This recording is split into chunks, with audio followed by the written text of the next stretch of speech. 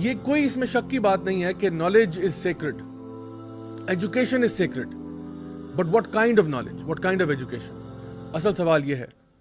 نبی کریم صلی اللہ علیہ وسلم کی ایک دعا ہے, آپ اللہ سبحانہ تعالیٰ سے دعا کیا کرتے تھے, اللہم انی اسألک علما نافعا ورزقا طیبا وعملا متقبلا, کہ یا اللہ میں تجھ سے سوال کرتا ہوں علما نافعا کا, ایسا علم جو کہ فائدہ مند ہے, اور ایسے اعمال جو کہ تیری بارگاہ میں قبول ہو جائیں, اور ایسا رزق جو کہ حلال اور طیب ہو. اور اسی کے ساتھ ساتھ نبی کریم صلی اللہ علیہ وسلم اللہ تعالیٰ کی پناہ مانگتے تھے, ایسا علم جو کہ لا ینفع, جو فائدہ مند نہیں ہے.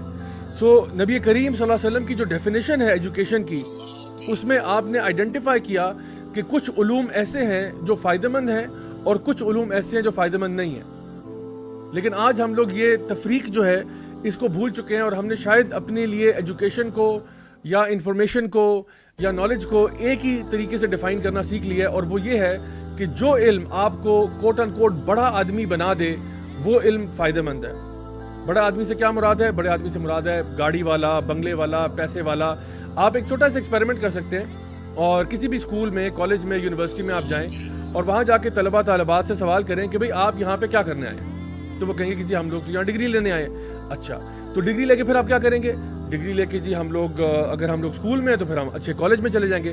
جتنے اچھے نمبر ابھی اسکول میں آئیں گے اتنے ہی اچھے کالج میں داخلہ ملے گا. اچھا, پھر کالج میں جا کے ہم کیا کریں گے؟ کالج میں جا کے خوب محنت کریں گے, اچھے نمبر لیں گے اور ڈگری لیں گے. اچھا, پھر کیا ہوگا؟ جب اچھی ڈگری لیں گے کالج سے تو پھر ہمیں اچھی یونیورسٹی میں داخلہ ملے گا, ورنہ اگر ہم نے نمبر نہ لیے تو کسی عام سی یونیورسٹی میں داخلہ مل جائے گا, جو کہ پھر ہمارا آگے جو فیوچر کریئر ہے وہ داؤ پہ لگ جائے گا.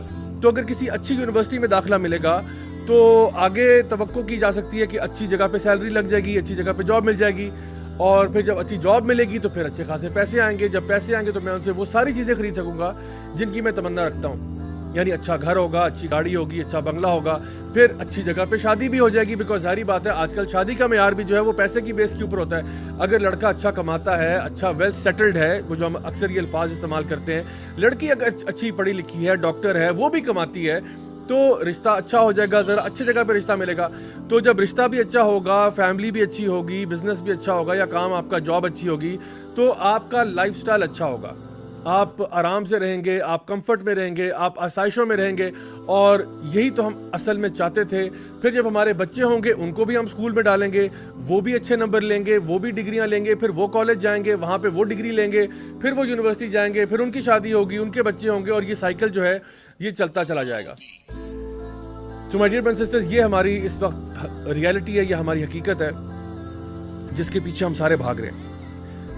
اینجلز نے, ملائکہ نے اللہ سبحانہ تعالیٰ کے سامنے ایک سٹیٹمنٹ بولی تھی, سبحانک لا علم لنا الا ما علمتنا, کہ یا اللہ یعنی تو بے عیب ہے اور ہمارے پاس کچھ بھی علم نہیں ہے سوائے وہ جو تو ہمیں خود دے گا. یعنی وہی علم ہمارے لیے فائدہ مند ہے جو اللہ کی طرف سے آتا ہے.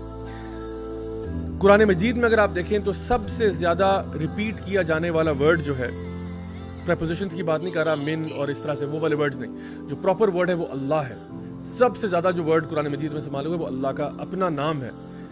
اور اس کے بعد جو آپ کہہ لیں کہ ٹاپ 5 میں جو ورڈز آتے ہیں ان میں سے ایک ورڈ, موسٹ پرابلی نمبر 2 پہ جو ورڈ آتا ہے اللہ کے بعد, جو قرآن مجید میں سب سے زیادہ ریپیٹ ہوا ہے وہ علم ہے. اور علم سے ریلیٹڈ جو ورڈز ہیں, یعلمون, تعلمون, علما وغیرہ وغیرہ, یہ جتنے بھی علم سے ریلیٹڈ ڈیریویٹیوز ہیں وہ سارے کے سارے سب سے زیادہ استعمال ہوئے ہیں. یعنی ہمارا دین جو ہے وہ علم کو بہت زیادہ سراہتا ہے, علم کو بہت زیادہ اپریشیٹ کرتا ہے. Knowledge is sacred, but what type of knowledge? That's the question. آپ سوچئے ذرا کہ ہمارا دین جو ہے وہ جب نبی کریم صلی اللہ علیہ وسلم پر جب نبوت آئی تو پہلا جو آیت نازل ہوئی وہ تھی اقرا بسم ربک الذی خلق, پڑھ اللہ کے نام سے. اور یہ اس نبی پر آئی جو امی تھا, جو ان لیٹرڈ تھا, جس کو لکھنا پڑھنا نہیں آتا تھا. اللہ تعالیٰ نے اس نبی پر یہ دین نازل کیا اور اس کو کہا اقرا بسم ربک الذی خلق, کہ پڑھو اللہ کے نام سے. اور آپ نے فرمایا ما انا بقارئ, کہ میں نہیں پڑھ سکتا. پھر کہا گیا اقرا بسم ربک الذی خلق, اور آپ نے پھر تیسری دفعہ جا کے پھر آپ نے اس کو وہ آیات پڑھنا شروع کی.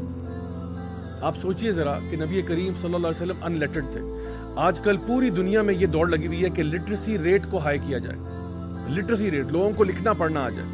لکھنا پڑھنا اچھی بات ہوتی ہے, اچھی بات ہوتی ہے کہ انسان لکھنا پڑھنا سیکھ جائے, لیکن اس سے زیادہ اچھی بات یہ ہوتی ہے کہ ایک انسان کے اندر شعور آ جائے. کیونکہ علم کا ہونا اور شعور کا ہونا یہ بالکل مختلف دو چیزیں ہیں. صرف ایک انسان جو لکھنا پڑھنا جانتا ہے وہ ایک لٹریٹ انسان تو ہو سکتا ہے, لیکن ہو سکتا ہے کہ وہ عربی زبان میں دو اصطلاحات ہیں نا, ایک تو یا تو امی کہیں گے آپ کہ ان لیٹرڈ ہے, لکھنا پڑھنا نہیں آتا, اور ایک ورڈ ہے جاہل. تو اللہ تعالیٰ نے کبھی بھی امی ہونے کو کنڈیم نہیں کیا. اگر ایک بندہ لکھنا پڑھنا نہیں جانتا وہ اس کے باوجود ایک بہت اچھا انسان اور بہت اچھا مسلمان ہو سکتا ہے. آپ ذرا گاؤں کے سائڈ پہ چلے جائیں, دیہاتوں میں چلے جائیں, آپ کو وہاں پہ ایسے ایسے لوگ ملیں گے جو شاید لٹریٹ نہ ہوں, لیکن سبحان اللہ وہ بہت وائز لوگ ہیں, بڑے حکمت والے لوگ ہیں. انہوں نے لائف کی ایکسپیرینسز سے بہت سیکھا ہوا ہے. اور سب سے بڑی بات یہ کہ وہ اپنے رب سے جڑے ہوئے ہیں. وہ برے کام نہیں کرنا چاہتے, وہ برائیوں سے دور بھاگتے ہیں. اور یہ ممکن ہے کہ ایک انسان لٹریٹ ہو, لکھنا پڑھنا جانتا ہو, لیکن سب سے کرپٹ ترین آدمی.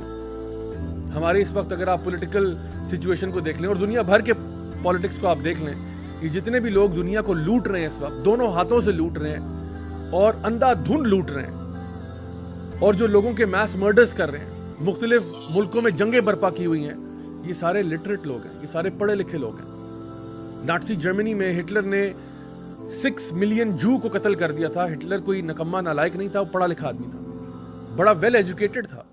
ہٹلر کے ساتھ جتنے بھی جنرلز تھے وہ 4 سٹار جنرلز تھے, بڑے ایجوکیٹڈ لوگ تھے. ہٹلر کے کیمپ میں جو ڈاکٹرز تھے وہ بڑے ہائیلی کوالیفائڈ اور سرٹیفائڈ ڈاکٹرز اور نرسز تھے, جنہوں نے 6 ملین جو کو گیس چیمبر میں ڈال کے مار دیا, جن کو لیتھل انجیکشن سے مار دیا, جن کو فائرنگ اسکواڈ کے ذریعے مار دیا. یہ بڑے انٹلیکچوئل لوگ تھے, بڑے ایکیڈیمکس تھے, یہ بڑے پڑھے لکھے ذہین لوگ تھے, جنہوں نے انسانیت کا اس طرح سے بے دریغ قتل کیا. اور آج بھی یہ قتل جاری ہے, چاہے وہ برما میں ہو رہا ہو, چاہے وہ فلسطین میں ہو رہا ہو, چاہے وہ افغانستان میں ہو رہا ہو, عراق میں ہو رہا ہو. جن جن جگہوں پہ آپ دیکھیں گے کہ جنگیں برپا ہوئی بھی ہیں, یہ پڑھے لکھے لوگ کر رہے ہیں. اسی لیے آج کا ٹاپک ہے پڑھے لکھے جاہل. وہ لوگ جو کہ علم ہونے کے باوجود امی نہیں ہیں, لٹریٹ ہیں, لیکن جاہل ہیں. کیونکہ قرآن مجید کی اصطلاحات کے اندر آپ دیکھیں تو 2 الفاظ آپ کو ملتے ہیں, یا امی ہوگا ایک شخص یا وہ جاہل ہوگا. تو امی ہونا یہ گناہ نہیں ہے, ان لیٹرڈ ہونا, کسی کو لکھنا پڑھنا نہیں آتا, وہ اس کے باوجود بھی اچھا مسلمان اور اچھا انسان بن سکتا ہے. لیکن جاہل جو ہے اس کا معاملہ یہ ہے کہ وہ اللہ تعالیٰ کے سیدھے راستے سے بہت دور چلا جاتا ہے. اسی لیے نبی کریم صلی اللہ علیہ وسلم کے سب سے بڑے دشمنوں میں سے جو ایک تھا وہ بھی بڑا پڑھا لکھا, لیکن نام اس کا پڑ گیا ابو جہل, یعنی جاہلوں کا باپ. اور سب سے پہلا اسلامی تاریخ میں جو پڑھا لکھا جاہل تھا وہ ابو جہل تھا. یہ وہ شخص تھا جو کہ عرب دنیا میں مانا جاتا تھا کہ جی بڑا عقل مند آدمی ہے, بڑا ذہین آدمی ہے, بڑا جی ویل ریڈ ہے, بڑا ویل سپوکن ہے, بڑا سوفسٹیکیٹڈ آدمی ہے جی, بہت ہی ماشاءاللہ تبارک اللہ, یہ تو سوسائٹی کا بڑا who's who and what's what ہے, یہ تو بڑا ایک یعنی کی فگر ہے سوسائٹی کا. لیکن یہی وہ شخص تھا جو اپنے تمام علم کے باوجود اپنے رب تک نہ پہنچ سکا. تو اس کو لیبل میں نے نہیں دیا, نبی کریم صلی اللہ علیہ وسلم نے اور صحابہ کرام نے اس کو یہ لیبل دے دیا, یہ ابو جہل ہے, یہ جاہلوں کا باپ ہے. اس سے بڑا جاہل اور کوئی نہیں ہے کہ جو اپنی ساری تعلیم کے باوجود اللہ تک نہیں پہنچ سکا. اس سے بڑا آخر جاہل کون ہوگا؟ اتنی اس میں کامن سینس نہیں ہے کہ جب وہ اپنے ارد گرد آسمانوں کو دیکھتا ہے, زمین کو دیکھتا ہے, پہاڑوں کو دیکھتا ہے, چرند پرند کو دیکھتا ہے.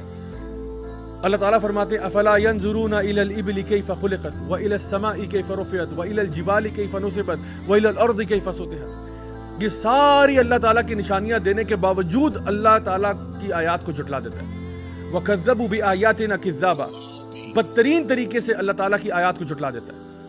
تو اس سے بڑا جاہل کوئی نہیں ہے. یعنی کامن سینس, ایک بندہ جو بدو ہوگا, بیچارہ ڈیزرٹ میں پھرتا ہوگا, ان لیٹرڈ ہوگا, ایک بندہ کسی گاؤں میں رہتا ہوگا, ایک جماعت نہیں پڑھا, وہ بھی جب زمین و آسمان کو دیکھتا ہے تو وہ دل سے یہ کہہ اٹھتا ہے کہ کوئی تو ہے جو نظام ہستی چلا رہا ہے. اور پھر وہ اس بات تک پہنچ جاتا ہے قل واللہ احد اللہ الصمد لم یلد ولم یولد ولم یکن له کفوا احد. وہ اس بات تک پہنچ جاتا ہے کہ اللہ لا الہ الا هو الحی القیوم لا تاخذه سنة ولا نوم. لیکن یہ پڑھا لکھا انسان جو اپنے آپ کو بہت فن خواں سمجھتا ہے, وہ اپنے تمام علم کے باوجود اپنے رب تک نہ پہنچ سکا, تو اس سے بڑا جاہل بھی کوئی نہیں. اور یہی آج کا المیہ ہے کہ ہمارے ایجوکیشن سسٹم سے اور ویسٹ کے ایجوکیشن سسٹم میں سے بھی ایسے لوگ چرن آؤٹ ہو رہے ہیں, ایسے لوگ نکل کے باہر آ رہے ہیں جو ویسے تو ڈگریاں تو ان کے ہاتھ میں ہیں لیکن شاید علم نہیں ہے, اور علم بھی اگر شاید ہو تو اس کے باوجود وہ جاہل لوگ ہیں, کیونکہ وہ ایتھیکل مورل ویلیوز سے بہت بہت بہت دور ہیں. کیریکٹر ڈیولپمنٹ سے, کیریکٹر یعنی کیریکٹر لیس لوگ پیدا ہو رہے ہیں.